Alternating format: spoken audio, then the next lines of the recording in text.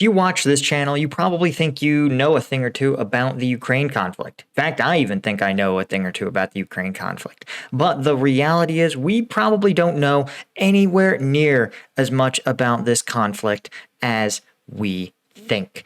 And we're going to talk a little bit about why. Now, I got to shout out the YouTube channel for Justin Taylor. He actually dropped a video that sort of started me on this train of logic about the fog of war and about the fog of media in war. And it's an interesting look. And I wanted to talk a little bit about how this applies to Ukraine and how being aware of our own ignorance can actually help us be better analysts of this conflict. Let's get into it. So this can be thought of as an algorithm war, or at least coverage of the war. And the reason I say that is because in conflicts like Vietnam or the first Gulf War, or even the invasion of Iraq, they existed prior to social media. There was no algorithm. The decision to show combat footage or provide combat information was filtered through a series of human gatekeepers, usually military's public affairs officers. It was iconic in the Iraq invasion that the Iraqi army's public affairs division, their spokesperson, would often make comical, over-the-top claims that seemed completely at odds with reality. Rushed the forces in Saddam International Airport, and we cleaned the whole place of the airport. Things like that the Americans were being beaten back across all fronts, even as American tanks were rolling through Baghdad. A real unhinged lack of grip on reality. But this is the old way of war. Editors in newsrooms making decisions. Now, as we've seen, footage can go directly from the front lines all the way to our screens on our phones in a matter of minutes sometimes. But that doesn't mean there isn't a gatekeeper. The gatekeepers are now algorithms. And this is why the first reason I think the information space around the Ukraine conflict is so hard to trust. And it's because in this conflict, in the last 12 months of the conflict, it has produced 40 years worth of footage, right? On this channel, this is my full-time job, and I have probably seen 1/1000th of 1% of it. I'll be shocked if all the footage I've watched totals even 4 hours, let alone the 40 years of information that's out there. A lot of it probably isn't even tagged or categorized in a way that would let us easily find it, but it's still out there, and it's still constrained. Some of the footage, right? I suspect that much of the Russian language combat footage is well tagged and on Russian language platforms, meaning that inherently we are only seeing this English language space of this conflict footage, taking an entire side potentially of this war and just blocking it from our view, blinding us. But more than that, the algorithms themselves are programmed to do one thing, and that is to get and hold our attention. But you can do it through a couple of methods. Mostly what the algorithms seem to do is promote confirmation bias. We all know how this goes. You watch one Andrew Tate video and it decides that you're now a men's rights activist and you are getting red pill videos until it comes out your ears. And this sort of algorithmic bias can really wreak havoc on your perception of reality because it will reinforce the narrative that you already have a small inkling towards. As a Western observer and someone who believes in the right of countries to decide their own fate, I have a natural sympathy towards Ukraine. But I if I don't work extremely hard to keep it in check, the algorithm is going to start to show me more and more pro-Ukraine content, making me imperceptibly more and more pro-Ukraine, which in turn will mean that I will watch and be shown even more pro-Ukraine content until eventually you end up getting so much content that is biased towards one side that you end up totally disconnected from reality. And we all know someone who has their conspiracy theory rabbit hole that they've gone down, where their small predilection towards a belief, amplified by social media, has turned them into someone we don't recognize and totally disconnected from reality. This is the danger of trying to use algorithmic filters as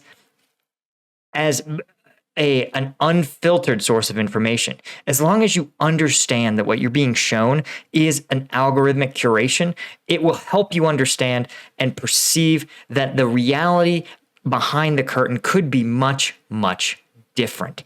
Now, it's also true that there's a lot of mis and disinformation being perpetrated by the belligerents of this conflict. It's no secret that Russia, in the Soviet tradition, relies a lot on misinformation, literally untrue facts or vast exaggerations. For example, when Russia said the Moskva, their cruiser, or I think it was a battleship, was destroyed in a fire, when all evidence indicates that it was destroyed by Ukrainian military action. But it can be much more subtle than that. Ukraine oftentimes records pro-Ukrainian clips of their armed forces being effective. They're all true, but obviously they may have lots more clips of instances in which their armed forces are marginally effective or ineffective, and they don't promote those or put those out there or translate them into the English language space. You also have the bias of the fact that sometimes many instances in this war simply don't lend themselves to footage or media production. A good example would be mines. Ukrainian forces routinely thwart Russian armored advances and Russian thwart Ukrainian advances in turn using anti-tank and anti-personnel mines. The problem is they don't have drones overhead, and they don't have any way to collect data on these mines that have been placed. We know, for example, from one of Sivdiv's videos, one of his missions was solely for weeks was to simply emplace mines on likely avenues of approach. And they are, by all accounts, a major factor in this battlefield, but we get almost no detail. It's extremely rare to see footage of a tank hitting a mine, despite them being probably more lethal than the Javelin in terms of total armored forces, armored vehicles killed. And so we get this narrow window into the war, and we have to use this little window to discern as much as we possibly can from it. But the other factor that is almost as challenging is that war is a human business. And the problem with human business is that, one, our human brains, especially as third parties, we are pattern seeking. We look at a constellation of data, and our brains instinctively categorize it based on what we see and based on a pattern. We try to find some sort of common thread, a story to connect these data points. But human beings at war make mistakes. They make unforced errors in judgment because they are doing so. They are making their decisions in the face of someone who's actively trying to destroy their ability to make the optimal decision. And so when you have that, you may not realize that much of the data is simply not patternable. Here's an example. Let's say you're a Russian company commander. You're issued a really poor quality map. In fact, it's so poor quality, and your GPS, well, you don't have one. And so you accidentally get ordered to put your unit in position X, but you misnavigate it. You end up in position Y. Well, maybe position Y is hundreds of meters behind where you needed to be. It's not a forced error. It's not part of a larger strategy. But on the tactical map, when old combat vet Paul looks at it, he's going to say, wow, is this an indicator of a falling back of Russian forces, a Ukrainian counterattack? Or is it simply just an adjustment to the front lines, improving the fidelity of the map? And the reality is, it's none of them. It's a human making a mistake, something that we all do all the time. I did in combat. Every soldier does it. It's the function of war being fought by human beings. But the other thing that humans are is recursive. And being recursive means, in this context, that you are able not only to understand your own thinking, but you can actually discern the thinking of others. The classic recursive one is tell me a story about someone else and how they felt.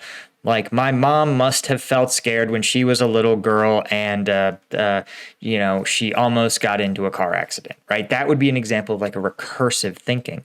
Well, commanders are also recursive. And one, they look at what other people know about their military formations. They're always looking and saying, what does my enemy know about me today? And because there's so much open source analysis being done by me, but also folks like the Institute for the Study of War, and we know for sure that the belligerents in this conflict read those open source analysis. We know that they look to it and can discern what of their plans have been accurately exposed. And as soon as they know that someone else could know of their plans, they are going to make changes to render that information obsolete. And if they don't, the enemy certainly will. So, for example, let's say recently we saw some Russian action near the town of Volodar. Well, it's possible, I said in my analysis, that this was probably a feint, an attack to try to draw Ukrainian forces away from the location of a real offensive. But what if I was wrong But when they launched their attack at Volodar, Ukrainian forces themselves, or even the Russians, said, oh, our attack has already been exposed, so we are going to dial it back. We are going to reallocate our attack because we know that the Ukrainians know what's going on. And so when you have these sort of recursive thinking by commanders, what you end up with is a human being on the other side of the chessboard who is trying to, like a good MMA fighter, make you think you found a pattern and then punish you for it. If you watch high-level UFC fighters, you see this is part and parcel to how they fight. Oftentimes, they will throw punches and kicks in combinations 2, 3, 4 times in a fight. And then when their opponent begins to realize that is a recurring pattern, they switch it up, tricking them and making their opponent expose their vulnerabilities. War is that on a so much more complicated scale, because it's not just 2 human beings, it's hundreds of thousands, all trying to trick, deceive, and the other while maintaining a strong, clear picture themselves. It's a really, really complicated business. But does that mean that we shouldn't do analysis? Of course it not, right? The more we learn, the more accurate we can become. There is a reason why the CIA's primary mission is to gather intelligence on the United States enemies. And it is so important. The more we learn, the more patterns we learn to recognize, the more we understand how things play out in these conflicts, the more accurate we can be. Though we should always accept that we're never going to be perfect. We may not even be much more than good. But if I could tell you that I had a secret ledger where you could get 75% of the football games for next season, and I could give you the winners to a 75% accuracy, you'd be able to use it to make quite a bit of money. Well, that's what we're shooting for basically in war. We recognize that there is a lot of human variability, but good data can give us not just the ability to understand what's happening, but can even grant us a little bit of predictive power. Anyway, guys, thank you as always for joining me on this somewhat different breakdown. I'm gonna, of course, link to the Justin Taylor's channel, who I shouted out earlier in the video. And if you guys want the uncensored combat video breakdowns, the kind that YouTube does not want me to show you, you know, all the combat footage that I'm talking about, that is all going to be on the Patreon. New video drops every single Friday. Thanks to our Colonel tier patrons, Thomas McLeod and Robin Colburn, and our Lieutenant tier patrons. You guys make this whole thing possible. See you guys in the next one.